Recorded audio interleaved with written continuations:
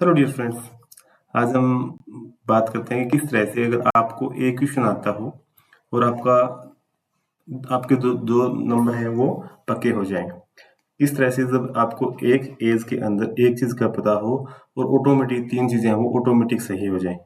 आज जो अपनी ऑफलाइन क्लास थी कोचिंग वाली, उसके अंदर भी इसी चीज का जिक्र था और जो पीजी की क्लास है उसमें भी मैंने यही बात है वो शेयर की। तो बच्चे कहते सर ये चीजें कैसे सेट हो सकती हैं? अभी अपने को एक क्वेश्चन है, जैसे आजकल जो नेट है, टेट के एग्जाम होते हैं, टीजीटी पीजीटी, उसमें क्रोनोलॉजी है ना, क्रोनोलॉजी वो सबसे ज्यादा आती है आजकल। ठीक है, क्रोनोलॉजी सबसे ज्यादा आने लगी। तो अब इसका इससे क्या हुआ है कि जो अपने चीजें याद रखते हैं ना, वो चीजें अब रहती नहीं अपने। इसलिए जो मैंने जो बच्चों को बताया भी किस तरह से एक टाइमलाइन है, ठीक है, उसको अगर हम थोड़ा थोड़ा कोशिश करेंगे ना, तो दो चार बार हम उसको पढ़ेंगे तो अपने याद हो जाएगा। अब जो ऑफलाइन क्लास है कोचिंग वाली, उसके अंदर क्या है कि कुछ बच्चे हैं जो जिन्होंने पीजी है वो प्राइवेट की थी, मतलब जिन्होंने रेगुलर पीजी नहीं की थी, कुछ एक के अंदर गैप आया हुआ है। एक दो जो करंट के अंदर जो बच्चे निकले हैं, उनके अंदर भी ये दिक्कत है कि सर हमारा तो अभी तक बेसिक भी कम से हमने एमए कर लिया। अब इन सभी चीजों को देखते हुए मैंने एक काम किया, भाई क्यों ना हम ये जो सारी सारी जो चीजें हैं इनको हम अपना याद करने की कोशिश करते हैं। तो जो मैंने आज क्लास में बताया था, भाई आपको बताऊंगा आज मैं टाइमलाइन है ना इंग्लिश वाली, जो इंग्लिश लिटरेचर की है वो शुरू से लेकर लास्ट तक, मतलब ओल्ड इंग्लिश से लेकर पोस्ट मॉडर्न एरा तक है, वो हम किस तरह से चीजों को याद करेंगे उसके लिए रिगार्डिंग है ये अपना लेक्चर रहेगा। तो जो ऑफलाइन क्लास वाले बच्चे हैं उनको उनके लिए भी बेनिफिट है, जो ऑनलाइन क्लास वाले बच्चे हैं उनके लिए भी बेनिफिट है, और जो बच्चे पीजी कर रहे हैं या कोई जो नेट है सेट, ठीक है, टेट वगैरह कोई तैयारी कर रहा है, तो उसके लिए भी लेक्चर है, ये हेल्पफुल रहेगा। तो आप जल्दी से इस वीडियो के साथ बने रहना। और क्या करते हैं कि एक ज़्यादा टाइम नहीं लगाएंगे अपन इसमें, जल्दी से जल्दी इस वीडियो को अपन कंप्लीट करते हैं। तो सबसे पहले जो बात आती है वो ये आती है बच्चों कि English literature has a rich and diverse tradition, ठीक है, स्पेन्स ऑफ 1500 ईयर्स। ठीक है, अब एक होता है बेटा एडी, ठीक है, एक होता है बीसीई। तो अपना इंग्लिश लिटरेचर बीसीई से है ना, इसके रूट्स हैं वो हैं, ठीक है, और मोस्टली हम यहीं से भी मानते हैं, एडी से, एनो डोमिनी से भी हम इसको मानते हैं। लेकिन इसका जो डेवलपमेंट है ना वो कैसे कैसे हुआ है, पॉलिटिकल शिफ्ट से, रिलीजियस ट्रांसफॉर्मेशन से, सोशल रिवोल्यूशन से, एंड आर्टिस्टिक इनोवेशन से। ठीक है, इंग्लिश लिटरेचर है ये, इस तरह से ये वास्ट हुआ है। Again, UGC-NET English literature frequently include factual and timeline-based questions from literary periods, landmarks, works, movements, and major authors. अब पीरियड्स है, जैसे अब रेस्टोरेशन इरा है कब शुरू हुआ था, कैरोलिन इरा है कब शुरू हुआ था, ठीक है, जो ग्रेट फायर ऑफ लंदन है वो कब हुई थी, ठीक है। इस तरह के डायरेक्ट क्वेश्चन इनडायरेक्ट क्वेश्चन मतलब पूछे जाते हैं। लैंडमार्क वर्क्स, जैसे विलियम शेक्सपियर का हेमलेट कब पब्लिश हुआ था, वे ऑफ द वर्ल्ड है वो कब पब्लिश हुआ था, वेस्टलैंड है वो कब पब्लिश हुई, ठीक है। इस तरह के मतलब जो क्वेश्चन है ये पूछे जाते हैं। मूवमेंट्स हैं, दादाइज्म कब हुआ था, दादाइज्म, ठीक है, जो अपना फ्यूचरिज्म है वो कब हुआ था, ठीक है, जो कबीर पोइट कब थे। अब मेजर ऑथर्स हैं जैसे शेक्सपियर हो गया, बेन जोंसन हो गया, अपना चार्ल्स डिकन्स है, इनकी जो डेट ऑफ बर्थ है डीओबी है वो मतलब अपने को पता होनी चाहिए, ठीक है, तब अपन इनको क्वेश्चन को सही करेंगे। अगर चार्ल्स डिकन्स की अपने को आती है तो उसके अलावा अगर थेकरे है, ठीक है, रॉबर्ट ब्राउनिंग अगर उनकी है तो हमें पता चल जाएगा भी जो रॉबर्ट ब्राउनिंग है ये कौन से इरा के अंदर था, टीएस एलियट है ये कौन से इरा में था, और जो अपना बेन जोन्सन एक किस एरा में था। तो मतलब अपने को हर एक के बारे में से पता चल जाता है। A chronological study helps to candidate understand evolution of themes, genres and language across centuries। अब ये देखिए आपकी इतनी तरह से ये क्रोनोलॉजी है ये हेल्प करेगी। अब जिस वर्ड के आगे C H O R O नाम हो ना, C H O R O नाम हो, वो वर्ड है वो टाइम के रिगार्डिंग होता है। हमेशा इस चीज का याद रखना। ये जो चीज है ना, क्रोनोलॉजिकल है, क्रोनोलॉजी है, क्रोनोलॉजिकल है, ठीक है ना, ये सारे सारे वर्ड है ये टाइम के रिगार्डिंग होते हैं। तो जो सबसे पहला जो अपना निकल जाता है बच्चों वो आता है ओल्ड इंग्लिश पीरियड, ठीक है। अब आप लोगों को एक लाइन है जो मतलब मैंने पहले भी इसको हाईलाइट किया था, थोड़ा बताया था आपको, ठीक है। वो जो लाइन है इसको आप लोग थोड़ा ढंग से देखिएगा, ये जो लाइन है वो कौन सी है, ये जो लाइन है बच्चों ये वाली है, political shift, religious transformation and social revolutions and artistic innovation, इन सबको मिलाकर जो एक नाम निकलता है बच्चों वो होता है थीम। ठीक है, फिर इस एज के अंदर क्या क्या हुआ था, ठीक है, इस एज के अंदर किस किस तरह की करेक्टरिस्टिक्स थे, ठीक है, वो सारा का सारा इसी के अंदर आता है। तो हम ज़्यादा टाइम नहीं लगाते हुए जल्दी से इस लेक्चर को शुरू करते हैं, अब आगे मतलब फॉरवर्ड होते हैं।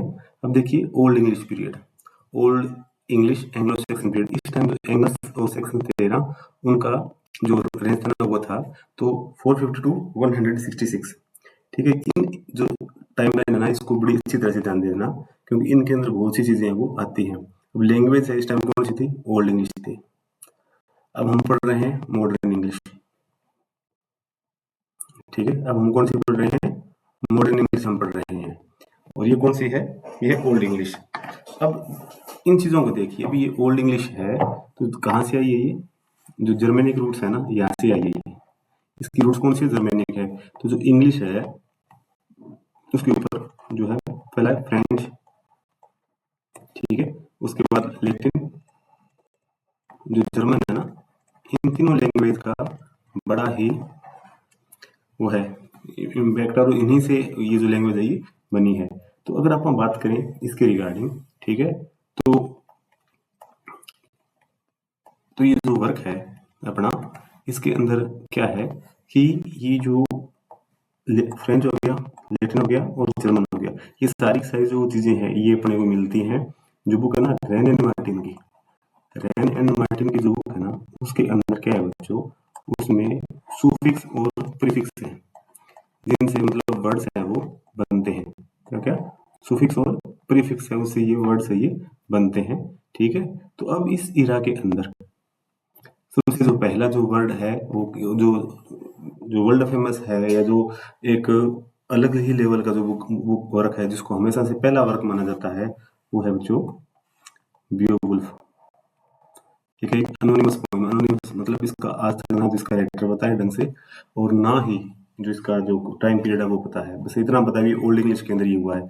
इस टाइम किंग अर्थर है और है बहुत से ऐसे राजा और भी हैं, ठीक है, अलग अलग तरह की पोएट्रीज वगैरह वगैरह हैं, वो भी इस टाइम आई थी, लेकिन सबसे जो मेजर माना जाता है बच्चों वो यही माना जाता है जो अपना है ना ये बियोवुल्फ, यही सबसे इम्पोर्टेंट है। ठीक है ना, इस टाइम जो इस इरा के अंदर जो थीम थी, ठीक है, तो पहली थीम है हीरोइज्म, और जो दूसरी है वो वारफेयर, तीसरी है फेट, और चौथी है क्रिश्चियन इन्फ्लुएंस।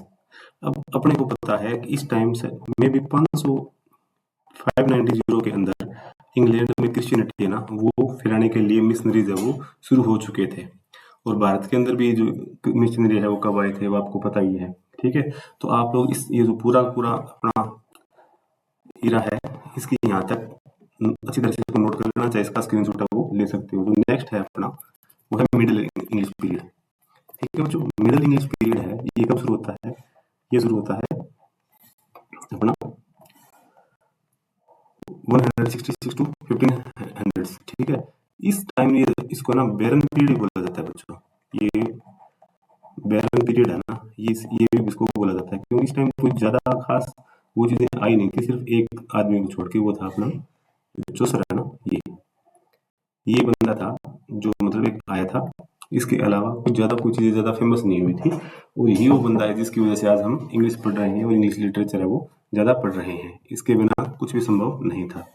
तो मिडिल इंग्लिश पीरियड है, मिडिल इंग्लिश की हम बात करें, ठीक है, तो मिडिल इंग्लिश पीरियड 166 टू 1500। ठीक है, तो इसके अंदर क्या होता है, इसके अंदर after Norman conquest, Norman conquest कब होता है, इस टाइम होता है। ठीक है, French influence influence entered English, French influences entered English, जो फ्रेंच लैंग्वेज है ना उसकी जो चीजें हैं वो इंग्लिश के अंदर आना शुरू हो चुकी है, ठीक है, रूट्स है वो डलने शुरू हो चुकी हैं, मतलब जो इंग्लिश है वो एक मिक्सअप लैंग्वेज है वो अब बन रही है। आगे नोटेबल वर्क्स है वो उसमें कौन सा है, जो फ्री चौसर का द कैंटरबरी एक ही है ये, और ये लगभग लगभग 1385 के अंदर ये पब्लिश ये होता है, मतलब लिखा जाता है। आगे है थीम्स है रिलीजन, सोशल सेटायर और ह्यूमन नेचर। ठीक है भाई, ये इसका थीम है। तो आप है ना मिडिल इंग्लिश लिखा ना, और ये जो दो बातें हैं, जो नोटेबल वर्क है और जो ऊपर हुआ है ना, French influence in trade English, और आगे लिख लीजिए थीम्स। इससे क्या होगा कि अगर आप पीजी कर रहे हैं, एमए कर रहे हैं, तो आपके ये काम आएगा। ठीक है, और अगर आप तैयारी कर रहे हैं टेट वगैरह की, तो कल को जो क्रोनोलॉजी का क्वेश्चन है ना, भाई कौन सी एज के अंदर किस चीज का इन्फ्लुएंस था, तो उसमें बच्चों ये काम आता है। ठीक है, वो आपको साथ साथ समझ में चीजें आ रही हैं। ठीक है, और आगे हम और बात करते हैं इसके ऊपर। आगे है रिनेसा पीरियड। रिनेसा पीरियड मतलब रिवाइवल। ये सबसे इसको है ना गोल्डन पीरियड माना जाता है। ठीक है, गोल्डन पीरियड इसको माना जाता है, क्योंकि इस एज के अंदर बहुत सी चीजें वो होती हैं, और इसका जो टाइम पीरियड है ना वो 160 है। 160 साल तक का इसके अंदर टाइम पीरियड दिया गया है। ठीक है, तो इसके अंदर जो रेनेसा है उसका जो सब पीरियड है ना वो है एलिजाबेथन। अब एलिजाबेथन एज है वो 1558 से 1603 है। अब जेकोबिन है ये 1603 से 1625 है। और कैरोलिन पीरियड है ये कब से है, ये 1625 के बाद से ये। ठीक है, ये 42 तक का मतलब ये माना जाता है ये। इसके बाद हम आगे धीरे धीरे जैसे बढ़ेंगे तो आपको और मैं भी बताता हूँ। मेजर राइटर्स है इस टाइम में है विलियम शेक्सपियर। ठीक है, Edmund Spenser, Christopher Marlowe, John Donne. अब यहाँ से एक नाम निकलता है जॉन डन, ये मेटाफिजिकल पोइट है। ठीक है, मेटाफिजिकल पोइट।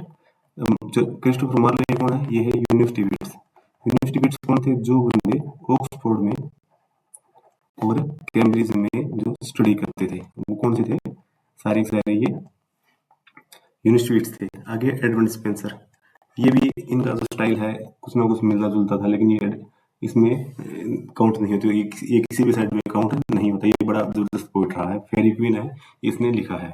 आगे है विलियम शेक्सपियर। ये तो हर एक बंदा जानता है, जो अनपढ़ आदमी है ना, इलिटरेट बंदा है, वो भी इसको जानता है। आगे इसमें देखिए जो थीम्स है उसमें क्या है, ह्यूमैनिज्म, इंडिविजुअलिज्म, गॉडली लव और मेटाफिजिकल कंसर्न।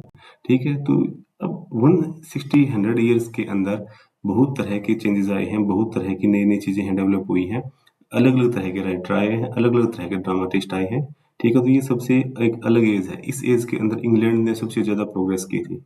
इस टाइम इंग्लैंड ने सबसे ज्यादा प्रोग्रेस की थी, क्योंकि जो क्वीन एलिजाबेथ थी ना, उसने बहुत ज्यादा काम है वो अपने जो देश है उसको आगे बढ़ाने के लिए किया था। आगे है न्यू क्लासिकल पीरियड। ये अपने आप में एक बहुत बड़ा पीरियड है भाई। ये एज थोड़ी अलग लेवल की है, रेस्टोरेशन एज है, अगस्टन एज है, एज ऑफ सेंसिबिलिटी है। ठीक है, यहाँ लड़ाई झगड़ा बहुत कुछ होता है, और सबसे ज्यादा फेमस माना जाता है वो 1688 और 1702। ठीक है, यहाँ जो न्यूज़पेपर है वो आता है, और ये ग्लोरियस रिवॉल्यूशन इस टाइम पीरियड में ये होता है। और इसके अलावा बहुत से इवेंट्स हैं जो इसमें और होते हैं। ठीक है, तो मेजर राइटर्स हैं वो है जॉन ड्राइडन, ठीक है, अलेक्जेंडर पोप और सैमुअल जॉनसन। 1755 जो फर्स्ट इंग्लिश डिक्शनरी है वो सैमुअल जॉनसन है, ये पब्लिश करता है। ये पहला लेक्सिकोग्राफर है, मतलब जो बंदा जीरोक्स है ना, जीरोक्स वगैरह तैयार करता है। और अगर जीरोक्स की बात करें, मतलब फोटोस्टेट की अगर बात करें, तो गुटनबर्ग है, ठीक है, वो 1476 में ये इंग्लैंड के अंदर ही लेके आता है। पहले जर्मनी में आता है, उसके बाद कैक्सटन है ना, विलियम कैक्सटन, ये इंग्लैंड के अंदर फोटोकॉपी की मशीन, मतलब जीरोक्स शॉप है ये, यहाँ शुरू करता है ये। इसके बाद इंग्लैंड के अंदर फोटोकॉपी रीडरशिप है ना वो बननी शुरू हो जाती है। ठीक है, आगे देखिए इसके अंदर जो है ना थीम्स है वो कौन सी है, रीजन, ऑर्डर और डेकोरम और सेटायर। देखिए ये सेटायर है ना, ये बड़ा इंपॉर्टेंट है। आगे जब हम इसको आगे बढ़ाएंगे ना, तब देखना आप सेटायर किस तरह से चलते हैं। रोमांटिक पीरियड, रोमांटिक पीरियड सबसे अलग लेवल का पीरियड है, जिसमें बहुत सी चीजें हैं वो ऑटोमेटिक चेंज है वो होती हैं। तो रोमांटिक पीरियड है वो, इसमें जो कॉमन मैन है ना, इसके बारे में बात की गई है, 1798 टू 1837। अब started with lyrical ballot by William Wordsworth and Coleridge. इसमें क्या है, 23 पोएम्स हैं। ठीक है, और इसके अंदर जो विलियम शेक्सपियर है इसकी अलग है, और सॉरी विलियम वर्ड्सवर्थ है इसकी अलग है, और कोलरिज है इसकी अलग है। ठीक है, तो इनका 23 का ही कलेक्शन है। बाद में इसमें जब एडिशन आता है, मतलब प्रीफेस जब इसका आता है ना, प्रीफेस जो है वो अपना अकेला इसका जो विलियम वर्ड्सवर्थ है इसका ही आता है। ठीक है, तो इसके अंदर क्या है कि यंगर रोमांटिक्स है और एल्डर रोमांटिक्स है, वो जो पोइट्स है वो आते हैं। तो पहला विलियम ब्लैक, बायरन, शेली, कीट्स। इसके अलावा रॉबर्ट साउथे है, विलियम वर्ड्सवर्थ है, और दो तीन जो पोइट है वो और हैं इसके साथ, जो मतलब इसी पीरियड के अंदर काउंट होते हैं। आगे है इसके अंदर जो थीम है वो कौन सी है, जो कहीं अपने को ना तो ऊपर मिली है, जो ना ही नीचे मिलेगी, वो है नेचर, इमोशन, इमेजिनेशन और रिबेलियन। ये जो 4 थीमें हैं, इसके अंदर एक आधी तो और मिल सकते हैं, लेकिन ये वाली है ना, ये अपने को केवल और केवल यही मिलेगी जो नेचर वाली है। आगे है विक्टोरियन पीरियड, 1837 टू 1901, सबसे इम्पोर्टेंट इरा है। वैसे तो सारी की सारी इम्पोर्टेंट है, लेकिन ये इंडिया के लिए भी इम्पोर्टेंट है, क्योंकि क्वीन विक्टोरिया को भारत की जो महारानी है वो बनाया गया था ना, पता है ना आपको? मे बी 1897 के लगभग, जो जब इसकी जुबली बनती है ना, तब। आगे एज ऑफ क्वीन विक्टोरिया, ठीक है, ये देखिए, rapid industrial and moral change, सबसे ये है ना जो चेंज है 1832 का जो रिफॉर्मूला आता है ना, इसके अलावा और भी बहुत ऐसे ऐसे वर्क हैं जो आते हैं इसमें, जो ये वाला इरा है 1876, ठीक है, 1845, 1860, ये जो एज है ये अलग ही लेवल की है, और ये सबसे इम्पोर्टेंट वाली एज इस एज के अंदर है ना 1859, क्या ये चार्ल्स ओरिजिन ऑफ स्पीसीज है, ये वर्क इसमें आता है, लेकिन ये वर्क है अलग लेवल का। और मैं बात करूँ इंडस्ट्रियल रिलेटेड चीजें, इस चार्ल्स डिकन के जो वर्क ना सोसाइटी के ऊपर, वो बड़े ही इंपॉर्टेंट है, और वो जो लॉज हैं जो क्वीन विक्टोरिया के टाइम में थे उनके ऊपर है, वो सारा का सारा फोकस रहता है। Charles Dickens, George Eliot, Tennyson और रॉबर्ट ब्राउनिंग। रॉबर्ट ब्राउनिंग वो बनता है जहां से हम कहते हैं ना बी पॉजिटिव, ऑप्टिमिस्टिक पर्सन है ये। कौन सा पर्सन है? ऑप्टिमिस्टिक पर्सन है ये। और जो बंदा इसको पढ़ता है वो बंदा ऑप्टिमिस्टिक खुद हो जाता है किसी भी चीज के बारे में, ठीक है। आगे है थीम्स, इसमें कौन सी है? रियलिज्म, सोशल क्रिटिक और मोरल रिस्पॉन्सिबिलिटी इसकी थीम्स है। आगे modern period, modern period 1905 to 1945, और इसके अंदर जो दो मेजर वर्ल्ड वार है वो होते हैं। पहला कब है? 1914 टू 1999, और दूसरा कब है? 939 टू 945, ठीक है। ये दो जो पहले, जो ये तो पहला वर्ल्ड वार है और ये सेकंड वर्ल्ड वार है, ठीक है बच्चों। अब इसमें response to world wars and modernity, इसके जो मेजर राइटर हैं वो T S. Eliot, Virginia Woolf, James Joyce और डब्ल्यू बेट्स। आगे है जो थीम है वो कौन कौन सी है? एलिनेशन, स्ट्रीम ऑफ कॉन्शियसनेस और फ्रेगमेंटेशन, ठीक है। आगे post modern and contemporary period 1945 to present. ये जो इरा है जो अब मतलब चल रहा है, अब चल रहा है 2025, ठीक है, 2025 ये चल रहा है। और अब देखिए अब कितने साल पुरानी बातें है, लगभग 80 साल पहले ये जो इरा है ये अब शुरू हुआ है ये, ठीक है। तो 80 साल बैक का है वो सारा का सारा जो इसी के अंदर है वो आता है। तो इसमें आयरनी, इंटरटेक्सचुअलिटी, मेटाफिक्शन और पोलैरिटी है वो आते हैं। सलमान रश्दी सबसे अलग ही लेवल का राइटर है ये। Mark Atwood, Tom Stoppard, Zadie Smith, इसके अलावा और भी बहुत से जो साउथ अमेरिकन, ठीक है, और अफ्रीकन राइटर, इंडियन राइटर, ऐसे राइटर्स हैं जो इसके अंदर लिखते हैं, और एक अलग ही लेवल की चीजें वो लिखते हैं, जिसमें जो एक है ना अपनी आइडेंटिटी, इसके ऊपर मतलब बड़ा फोकस रहता है इसके अंदर, ठीक है। हम धीरे धीरे जब आगे पढ़ेंगे तो इसके बारे में आपको मैं और ज्यादा है वो बताऊंगा। ये देखिए थीम्स आएगी, identity, language play, post colonialism और फेमिनिज्म, ये इस जो इरा है इसकी थीम्स हैं। अब थोड़ा सा एक और हम पढ़ते हैं, जो 10 इंपॉर्टेंट टाइमलाइन है ना वो कौन कौन सी है जो इसके अंदर आपको याद करवाएगी। पहला है 700 एडी ब्यूवुल्फ कंपोज, इसके बाद में है 700 साल और आगे बढ़े तो है चौसर रोड कंट्रीब्यूटेड, मतलब 1385 के अंदर, ठीक है। अब आगे देखिए इसके बाद है कौन सा हीरा आता है?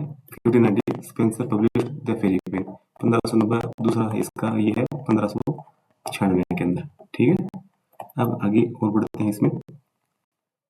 Death of Elizabeth first marked end of Elizabeth era, तो शुरू कब हुई ये 1558 में, और इसी एज के अंदर 1564 में विलियम शेक्सपियर का जन्म होता है, और इसी एरा में जो क्रिस्टोफर मार्लोस का जन्म होता है। 3-4 साल आगे इसका जो बाद में है इसका जन्म अलग होता है, जो बंदा है ना बेन जॉनसन उसका। लेकिन 1608 है यहाँ पर जो पोप है उसका जन्म होता है, ठीक है। अब डेथ ऑफ एलिजाबेथ है इसका, ये मतलब शुरू होता है, मतलब ये खत्म है, ये होती है जो एज है ये। और 1660 रेस्टोरेशन ऑफ मोनार्की बिगिंस, इससे पहले मोनार्की वो क्या थी, क्लोज हो गई थी, बंद कर दी गई थी, ठीक है, क्योंकि 1642 में ऑफिशियल जो थिएटर्स है वो क्लोज हो गए थे सितंबर के अंदर। सितंबर 1642 में जो थिएटर थे वो क्लोज हो गए थे। ठीक है। अब इसके बाद में जो 18 साल तक जो इंग्लैंड है वो किस तरह के राज में रहा, तो वो हम धीरे धीरे पढ़ेंगे चीजों को। आगे है 1698 Wordsworth Coleridge published lyrical ballot, जो हमने अभी ऊपर पढ़ा है ना उसी के बारे में है। आगे 1859 Dickens a Tale of Two Cities published. ठीक है भाई। आगे है 1922 टी.एस. एलियट द वेस्टलैंड, इसलिए पब्लिश करता है। लेकिन लॉयल्टीज है, इसके अलावा 3-4 वर्क और भी हैं जो ये मतलब इस टाइम पब्लिश ये होते हैं। आगे 1947 post colonial writing gain momentum with Indian independence. अब जिसको हम पार्टीशन लिटरेचर बोलते हैं ना, ठीक है, इंडिया, इसके अंदर इंडिया और जो पाकिस्तान है उसके बारे में ज्यादा चीजें हैं, वो मतलब वो फोकस किया गया, जैसे ट्रेन टू पाकिस्तान, तमस, ठीक है, आजादी, ये जो कुछ वर्क्स हैं, जैसे मतलब यहाँ से जो चीजें हैं वो इनको सब्जेक्ट मैटर है वो मिलता है। दीपा मेहता की 1947 अर्थ 1947, ठीक है, वो वाली। अब आगे 1981 Salman Rushdie's midnight children wins Booker prize, ये देखिए आप, बुकर प्राइज इसको ये मिलता है। तो बच्चों ये 10 पॉइंट तो ये हैं जो मतलब लंबा टाइम तक अगर आप वो याद करते हो तो याद करने में आपकी ये हेल्प करेंगे। तो इस तरह से अब आप है ना अपना जो काम है अच्छी तरह से ये कर सकते हैं। जो टाइमलाइन वाला है याद करने वाला, एक चीज है, ज्यादा से ज्यादा रिवाइज करोगे तो उतनी ही तरह से आपको चीजें याद होगी। अगर आप कम टाइम में अगर चीजों को याद करना चाहते हो तो तब तो है ही बेनिफिट। लेकिन अगर आपको लॉन्ग टर्म में चीज याद रखनी है बच्चों, तो आपको ज्यादा से ज्यादा रिवाइज करना पड़ेगा, लिमिटेड मटेरियल रखना पड़ेगा, ज्यादा से ज्यादा आपको क्या करना पड़ेगा, रिवाइज करना पड़ेगा।